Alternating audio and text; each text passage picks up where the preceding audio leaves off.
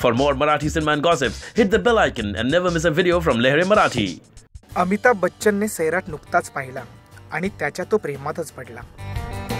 त्याने सिनेमा पाहिल्या लगेच ट्विट केले, मी सैराट हा मराठी चित्रपट पाहिला, अद्भुत, अगदी सोप्या पद्धतीने या चित्रपटातून किती साऱ्या गोष्टी सांगण्यात आल्या आहेत। सैराटच्या टीमला अनेकांकडून बरीच प्रशंसा मिळाली असेल, पण स्वतः बिग बीने केलेली वाहवा त्यांना नक्कीच खास वाटेल।